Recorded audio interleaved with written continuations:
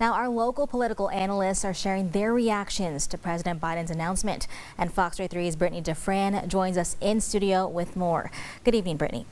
Good evening, Jasmine. While many did not see this coming, at least while President Biden is recovering from COVID, his stepping down is something many have been asking for since the first presidential debate.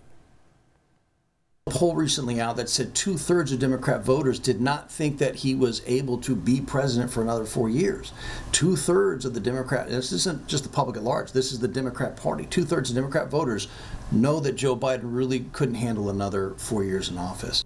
President Biden expressing his gratitude in a letter he released to the American people, sharing he made the decision to step down from seeking re-election, which now poses the question, what's next for the Democratic Party? I think the process is going to proceed as it would with a traditional presidential nomination. While still recovering from COVID, President Biden taking time to endorse Vice President Kamala Harris as the Democratic nominee. By endorsing her is doing what basically one might expect when there is a vice president who is active and who has the capacity to do the job, because given anything more fatal, then she would have had to do the job. So her fitness for the job is obviously vetted by their election process. Democratic leaders have been standing behind this endorsement.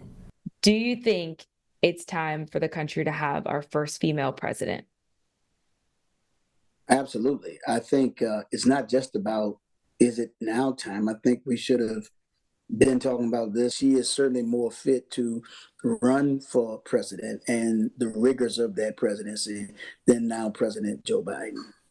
LSU political science professor Robert Hogan says we may see history repeat itself, where change will be sought in the system that selects the Democratic presidential nominee. And 1968 was a system where it sort of opened people's eyes that, hey, this system is really not very democratic, little d, right? You didn't have input from as many people, so it really opened up the process.